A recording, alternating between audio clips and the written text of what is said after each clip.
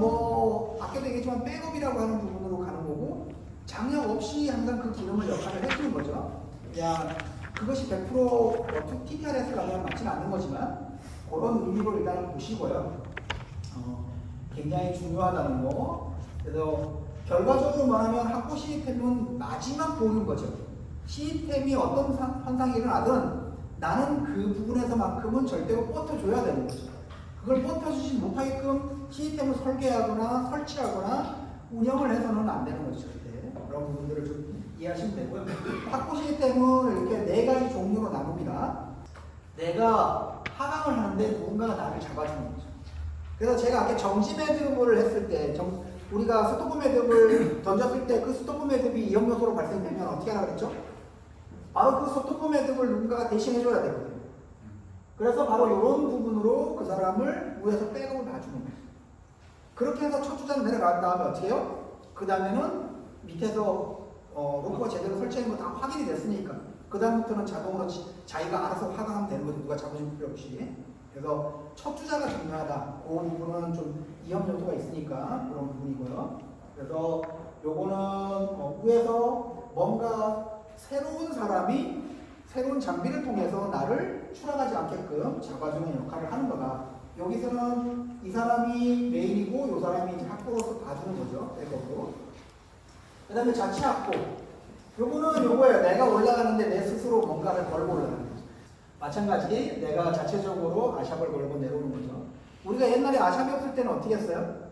아샵이 없을 때는 셔틀을 했죠. 이렇게 내가 스스로 내가 다른 사람의 역할을 갖지 않고 스스로 확보해서 내려가는 부분. 조건부 확보는 이거죠. 옛날에 우리 많이 썼던 거 밑에서 줄 잡아주는 거. 요거는 얘가 완전 무결하다는 전제하에서 가능한 확보 지점, 그러니까 확보 시스템이에요. 얘가 완전 무결하지 않다 그러면 이 시스템은 백업이 없는 시스템이에요. 잡고 있어도. 그런 부분들을 좀 이해하시면 될 것 같고요. 그 다음에 요거 내가 하강기에다가 프로젝트나 아니면 셔틀 걸어서 내려오는 거. 요것도 마찬가지 확보의 개념으로 들어가는 거고요. 요것도 여기가 완벽해야 돼요. 요거를 이 앞에다 걸면 어떻게 될까요? 요거를 요 앞에다 걸면 하중이 다 여기에 걸리죠? 그러니까 여기에 다 걸리죠. 그죠? 풀어지게. 그러면 나중에 풀기가 어려워요. 여러분들 우리 4대1 도면 시스템 만들면 거기에 제동 프로직 걸잖아요. 그죠? 제동 프로직을 내가 맨 마지막 선에다가 보통 일반적으로 다 걸거든요. 도래 시스템 만들면 제동 잡히는 데가 맨 마지막이에요. 그럼 맨 마지막에 제동 시스템을 걸면 전체 하중에 얼마만큼을 걔가 견디고 있을까요? 근데 만약에 거기에 프로직 걸 때 어디다 걸어요? 맨 마지막 라인에 걸죠. 장단점이 있는 거거든요. 그러면 거기다 걸면 얼마가 되고 직접 하중에다 걸면 얼마가 돼요? 직접 도래 시스템 할 때 직접 하중에다 우리가 보통 걸잖아요. 그럼 얼마를 견디는 거예요, 얘가? 전체를 다 견디는 거죠. 그럼 프로직에 힘 받으면 프로직을 풀 수 있어요? 못 풀잖아요. 왜 맨 마지막에 하냐? 전체 하중에 25%만 견뎌요. 그러니까 25%의 힘으로만 걔가 잡고 있는 거예요. 그럼 25%면 100kg면 25kg잖아요. 내가 당기면 가능할까요? 네. 가능하죠. 그죠? 그래서 밖으로 가는 거예요. 25%, 35%, 50% 이런 식으로 그 라인에 어디다가 제동 프로직을 주냐에 따라서 걸리는 하중이 틀리단 말이에요. 그래서 밖으로 하는 거지, 밖으로 하면 또 당기는 만큼 어떻게 돼요? 바로바로 제동이 되죠. 바로바로. 내가 쭉 당겼다가 얘를 놓게 되면 첫 줄에 걸려 있으면 얘가 다시 원시 되면서 풀어지는 값이 많잖아요. 당겨서 바로 그 자리에서 딱 잡아줄 수 있게끔 하기 위해서 밖으로 제동 프로직이 밖으로 나가 있는 거거든요. 네, 그래서 그런 역할이 필요할 때는 제동 프로직이 밖으로 가는 거예요. 이제 좀 이따 도배 시스템에서 볼 건데 그런 것들만 이해하시면 되고 여기다가 해도 되지만 큰 하중이 받았을 때 특히 혼자 하강을 하는 게 아니고 두 사람이 하강을 했다 그러면 이제 죽음인 거죠. 그래서 반드시 이 부분에다가 해야 되는 이유가 그래서 하는 거예요. 내가 아주 가벼운 힘으로도 다시 제동을 풀 수 있기 때문에. 그래서 내가 혼자서 제동을 하느냐, 그 다음에 누가 나를 제동을 봐주느냐, 이런 차이로 우리가 분류를 한 거고요. 여기에서 가장 많이 쓰는 게 뭐죠? 우리가 백업이 되어 있는 독립학부가 자치학부를 가장 많이 쓰는 거죠. 근데 이것도 학부의 분류에 들어가는 부분이기 때문에 필요에 의해서 가장 먼저 선택해야 되는 건 뭐예요? 위에서부터 먼저 선택해야 되는 거죠. 그 다음에 이제 최하로 내려오는 거죠. 그런 부분들만 여러분들이 이해하시면 될 것 같고요. 아까도 말씀드렸지만 민터이치 한 사람의 하중이 가능하지만 충격력이 포함되는 하중은 한 사람의 하중이 아니다 라고 하는 것을 반드시 인식하고 있어야 됩니다. 자, 이중 프로식 학부는 기본적으로 우리가 반드시 알고 있어야 됩니다. 그러니까 교육 훈련은 반드시 포함돼야 돼요. 현장에서 여러분들 클러치 갖고 있는데 이중 프로식 쓸 필요 있어요? 없어요? 없어요. 이건 융통성이 없는 사람이에요. 내가 장비가 있을 때는 장비를 쓰는 거지 이중 프로식이 그 장비보다 더 뛰어난 장점을 갖고 있다고 과감하게 얘기할 수가 없어요. 이중 프로식은 12.5mm, 8mm 프로식 코드를 여러분들이 쓰시잖아요. 그건 12.5mm에 특화되어 있는 거거든요. 11mm는 좀 더 기술 수준이 높아야 돼요. 밀어주는 동작이라든가 더 미끄러지지 않게끔 하는 거. 그 다음에 미끄러지는 거는 몇 번까지 허용 가능해요? 자, 여러분들이 시스템 운영했어요. 프로식을 거는 이유가 뭐예요? 제가 첫 시간에 힘을 제한하는 시스템으로 앞으로 갈 수 있다고 했죠. 자, 프로식이 몇 킬로에서 밀려요? 예를 들어서. 뭐, 하여간 7에서 밀릴 수도 있고 8에서 밀릴 수 있어요. 프로식의 그 상태에 따라서. 그러면 밀린 다음에 그 다음에 어떻게 해야 돼요? 자, 밀린 다음에 어떻게 해야 돼요? 한번 밀렸어요.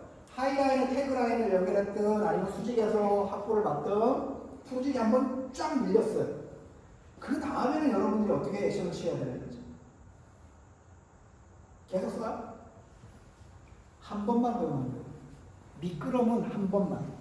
두 번째 미끄러지는 순간 프로식은 끊어져 나갑니다. 그래서 프로식을 미끄러져 나갔다는 얘기는 뭐냐면 시스템을 멈춰야 된다는 뜻이에요. 어떤 강한 하중에 의해서 미끄러졌다는 얘기. 그래서 자, 예를 들어서 이거죠. 프로식을 걸었어요. 자, 800km 무조건 빠지잖아요. 근데 그 뒤에 있는 장비들을 40km짜리를 쓸 필요가 있어요? 앞에 있는 프로식이 800km에 밀렸잖아요. 그러면 여기 40km에 도달하기 전에 이미 여기서는 그 전에 이미 한참 전에 밀리잖아요. 그러면 여기 있는 제품들을 안전계수로 보니까 여기다가 지금 안전계수로 뭐 10배, 15배 보니까 여기다가 지금 뭐 40개짜리 막 쓰잖아요. 그럼 여기서 밀려서 나갈 건데 여기다 그렇게 쓸 필요가 있나요? 바로 이거를 주안점으로 한 사람들이 힘을 제한하는 시스템으로 해서 모든 장비는 22kN 정도면 모든 구조 시스템에서 허용 가능한 거라고 하는 거예요. 얘기가 틀린 얘기는 아니잖아요. 만일에 우리가 예를 들어서 이거죠. 얘가 장비를 딱 설치했어요. 근데 강한 힘을 받으면 얘는 어떻게 해요? 빠져나가잖아요. 충격을 받으면 빠져나간단 말이에요. 그러면 어차피 그 빠져나가는 힘에 어떤 걸림이 있잖아요. 그죠? 그러면 그거보다 얘가 더 강할 필요가 없다는 뜻이에요. 변한다는 거를 좀 인식을 하달라는 거죠. 그래서 항상 머물러 있지 말고 항상 탐구해야 되고 공부해야 되는 거예요. 그래서 그런 것들이 있다는 거. 프로직을 두 개 하는 이유는 뭐죠?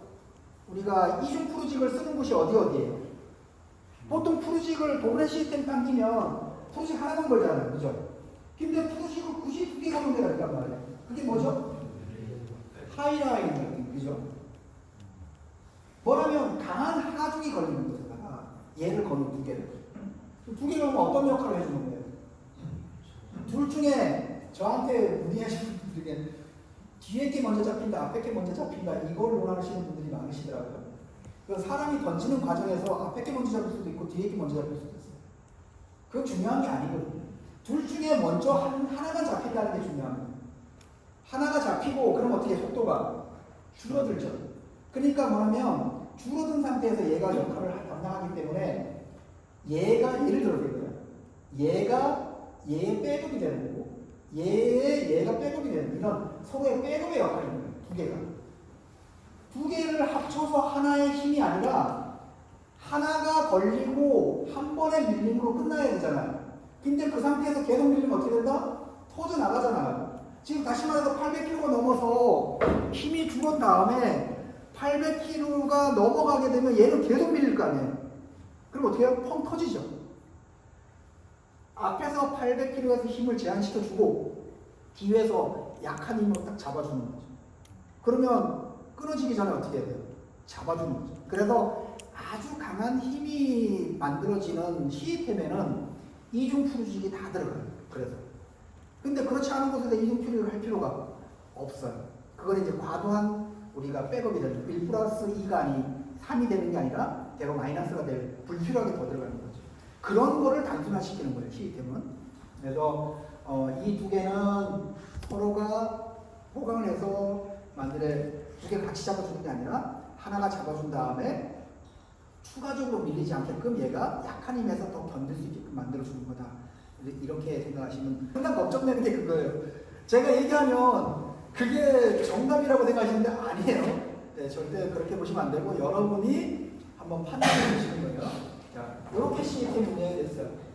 이건 잘된 시스템일까요? 여기서 문제점이 뭘까요? 그죠? 앵커의 크기는 일단 딱 표시가 나죠. 그죠? 만일에 여러분들이 앵커의 크기가 이렇게 다르다면 어디에다가 메인을 하고 어디에다가 확보를 하시죠? 만일에 같은 크기, 그러니까 확보의 강도가 크고 작은 게 있을 수 있잖아요. 그죠? 그럼 딱 두 개만 쓴다 라고 한다 그러면 강한 거에다 메인을 할 거냐 아니면 확보를 강한 거에다 할 거냐? 그죠? 왜 그렇죠? 바로 충격력이 가해지기 때문에 그런 거예요. 아까 우리가 미터 이치로 한 사람 한 순간 똑같은 거죠. 근데 여기서는 확보 시스템은 좀 더 가까이 가는 게 우리가 기본적으로 알고 있는 거죠. 왜 가까이 가야 되죠? 추락계수요? 자, 추락계수는 자, 제가 볼게요. 자, 얘가 요게 3m가 나왔어요. 근데 얘가 1m를 추락했어요. 그럼 추락계수가 얼마예요? 0.33이죠. 그죠? 만일에 여기 5m 나오고 1m 떨어졌어요. 그럼 추락계수가 얼마예요? 그죠? 그러면 추락계수가 누가 더 높아요? 얘가 더 높죠? 그럼 추락계수는 아니란 뜻이지. 구조에서 추락계수는 0.25를 넘어가면 안 된다고 정해져 있거든요. 그래서 우리가 보통 확보 지점의 거리는 최소 3m를 띄우게끔 돼 있어요. 왜? 1m를 추락한다는 가정하에서 추락계수 0.25를 맞추기 위해서 그 거리를 두는 거거든요. 그래서 뒤에 후방으로 내가 얼만큼 나가 있냐가 굉장히 중요한 관건이에요. 일반 등산에 있는 추락계수하고 다른 개념이죠. 그래서 제가 얘기 드리고 싶은 건 뭐라면 자, 선택을 해야 되잖아요. 그러면 여기서는 이득되는 선택이 있고 우리가 이득이 안 되는 선택이 있단 말이에요. 자, 여기다가 확보 지역을 하려니 확보 시스템 운영하려니 얘가 좀 걸리고 튼튼한 놈이 여기 있고 그 다음에 확보 시스템을 여기로 올라니 이게 메인 시스템을 일로 올라니 이게 거리가 너무 짧고 이게 딜레마인 거죠. 그럴 때 여러분들이 이제 선택을 해요. 뭐를 버리고 뭐를 취할 건지. 자, 그런 부분들을 선택해야 된다는 걸 여러분들이 이해하시고 어디가 무조건 이렇게 해야 된다 이렇게 해야 된다가 아니라 이렇게 했을 때는 이런 문제가 생기고 이렇게 했을 때는 뭔가 손해를 보는 부분이 뭐고 이런 것들을 판단해 보라는 뜻이에요. 그게 바로 시스템의 과정인 거예요. 자, 더 좋은 방법이 없을까? 우리가 디브리핑 할 때 뭔가 더 좋은 방법이 없을까? 더 유익한 방법이 없을까? 더 아니면 안전한 방법이 없을까를 고민할 때 이런 여러 가지 유형을 놓고서 내가 선택의 폭을 점점 더 가져가 보는 거죠. 그리고 훈련 때 그걸 적용해 보는 거예요. 현장에서는 절대 적용하면 안 돼요. 해보지 않은 거예요. 훈련에서 그럼 좋아. 그럼 다음에는 한번 그렇게 한번 해보자. 그리고 그 기준을 놓고 어떻게 해요? 그 우리가 훈련을 통해서 경우의 수를 만들었잖아요. 그럼 어떻게 해요? 밖에서 보여지는 현장이 그 경우의 수에 들어맞으면 어떻게 해요? 딱 좋은 거죠. 그죠? 근데 경우의 수가 맞지 않더라도 그와 유사한 경우의 수는 만들어 나갈 수가 있는 거죠. 그러면서 누적이 생기는 거예요. 경험 누적. 근데 우리가 메인은 멀어야 되고 학부는 가까워야 되고 이런 단순한 개념으로 가지고 가게 되면 그냥 항상 그렇게만 바라보는 거죠. 관점을. 그럼 더 이상 발전이 없어요. 그래서 그런 것들을 좀 보시면 될 것 같고요. 요거와 요거의 두 개의 차이는 어떤 게 있을까요? 요거는 딱 보이기도 이건 각각의 확보 라인을 잡은 거고, 그죠? 확보 지점을 잡은 거고, 얘는 하나에다가 다 잡은 거죠.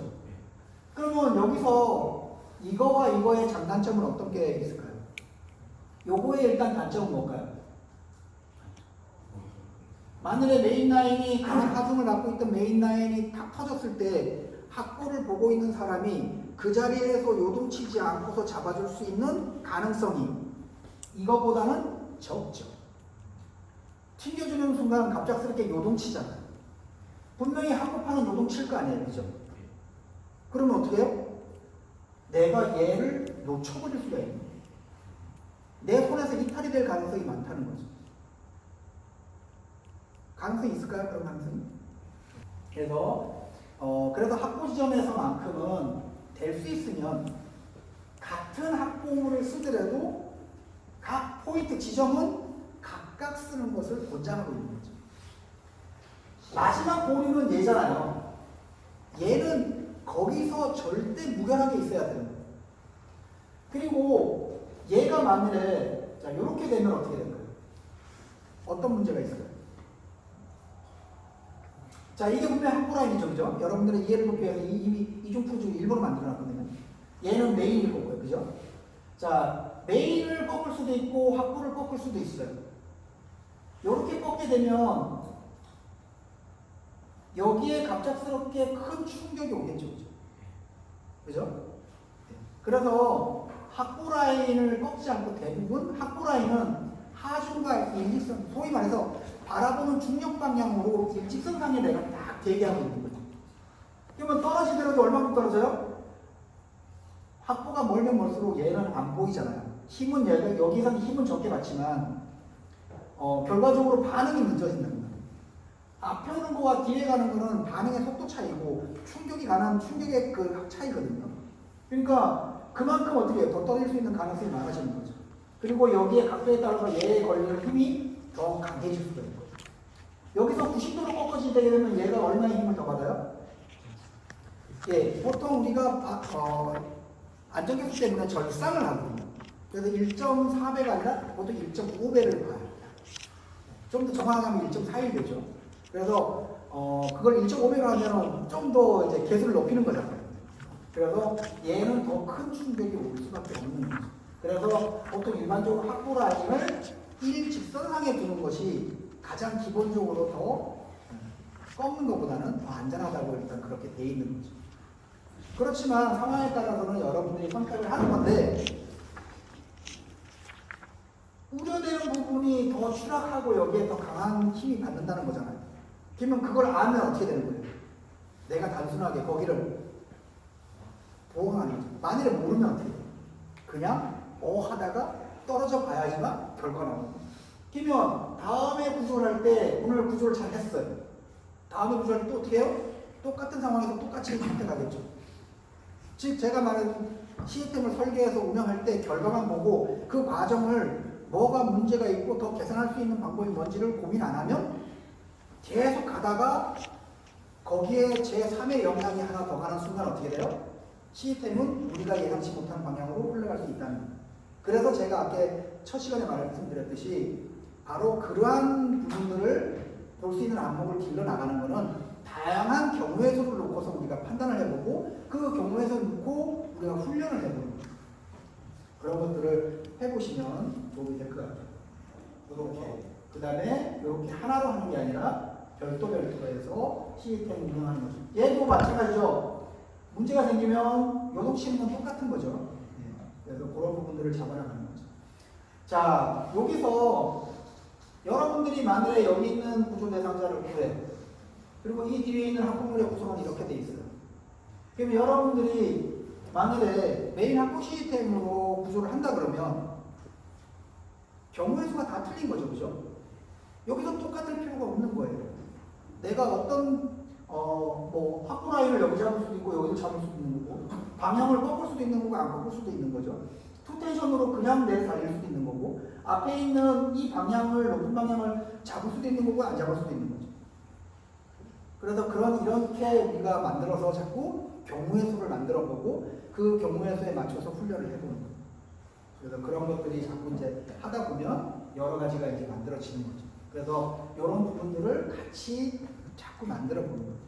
어떤 가상의 시나리오로 우리가 시뮬레이션을 해보고 그거를 실제로 현장 교육과 훈련으로 가져가서 한번 해보는 거죠. 다양하게. 그러면 거기서 어떤 것이 더 우리한테 유능한 건지 한번 알 수가 있는 거죠. 제가 여기 있는 지금 여기 저까지 다 포함해서 마늘에 이거 갖고 그림을 그리라 그러면 똑같은 그림들이 안 나오고 서로가 다른 그림들이 나오는 거죠. 그건 정상인 거예요. 그렇게 해야 되는 거고요. 네, 그런 부분들을 한번 고민을 해보시기 바랍니다. 자, 학번은 뭐 다 아시는 거고, 투텐션 높은 시스템도 이제는 대중적으로 이제 다 거의 다 아는 부분이고요. 투텐션 학부라고 하는 부분으로 별도로 용어를 지금 사용하고 있다는 거. 자, 방식은 이렇게 되어 있어요. 되게 일반적으로 가장 많이 쓰는 것들은 이제 보통 이렇게 떨어져 있는 방식보다는 이렇게 붙어져 있는 방식들을 가장 많이 쓰죠. 그래서 투텐션 높은 시스템은 등거리에 있는 거를 굉장히 좋아해요. 등거리라고 하는 것은 같은 거리에 같은 위치. 그런 것이 반드시 필요하다라고 하는 것을 이해하시면 되고요. 투텐션 높은 시스템 세트로 파는 거예요. 이게 CMC 장비인데, 투텐션 이렇게 가르면 투텐션 높은 시스템에 세팅된 장비들이에요. 자, 여기서 우리가 주는 게 있어요. 뭐라면 동일한 장비들이죠. 그죠? 디바이스도 동일한 장비예요. 틀리면 안 돼요. 왜 그러죠?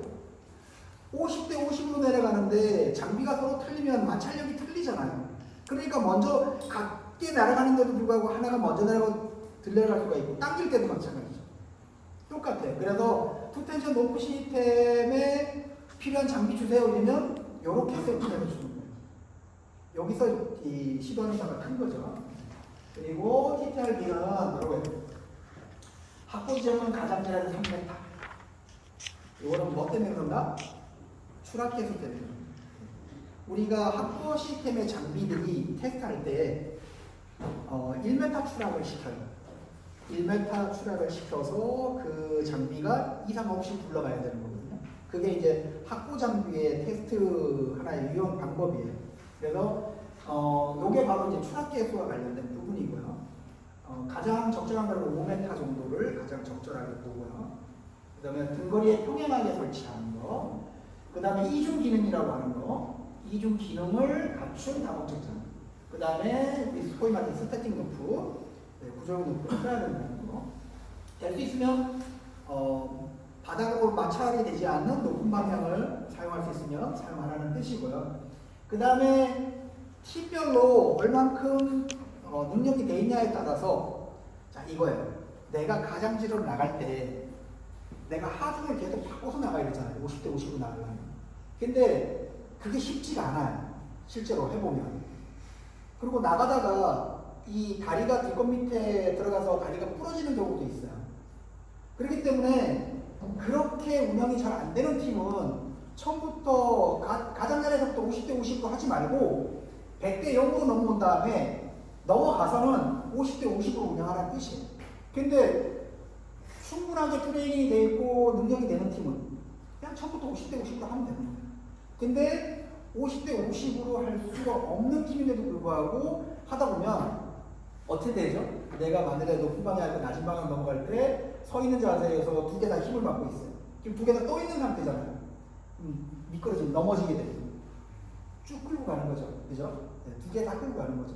그래서 그런 부분들의 실수를 줄이기 위해서